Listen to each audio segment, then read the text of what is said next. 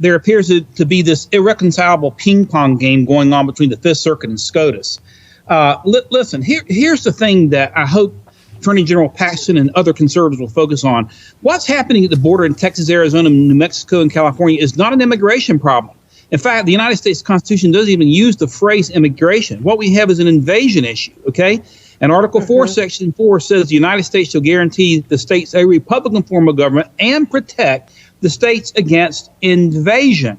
And so what happens is we try to argue immigration, and that allows the liberals to come in and say, well, immigration is reserved to the federal government, not the states.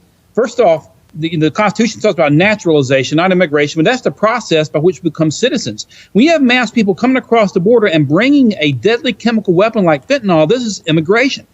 Texas has the constitutional right under Articles 9 and 10, the right to self-defense, to protect itself against this invasion, regardless of what the Fifth Circuit is saying in this case. And I hope that Governor Abbott and the Texas legislature will hold their own on this.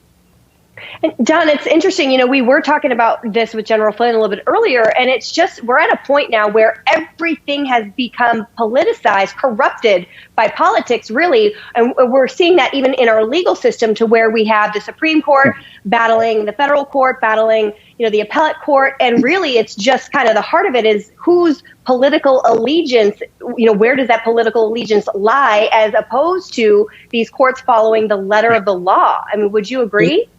Yes, to the governor of Texas, the members of, especially Republican members of the Texas legislature, our allegiance must be to the United States Constitution. The federal government has an obligation to protect the states against invasion. If it doesn't, the states have an inherent right to self-defense. It's an unalienable right. We saw it in the Heller case, Heller versus District of Columbia. There is an inherent, unalienable right to self-defense. The states have that right.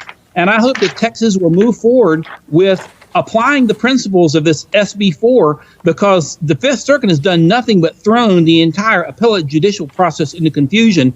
And at any rate, Texas has an inherent right to self-defense. They've got to do that. We had 107,000 deaths in 1 year from fentanyl between 21 and 22. 107,000. That's almost twice the number of deaths that we lost in Vietnam over 10 years. We got to draw the line. This is an invasion of epic proportions from a chemical weapon, fentanyl, primarily coming from China across the U.S.-Mexican border. And Texas must stand its own regardless of what the Fifth Circuit's doing, in my opinion.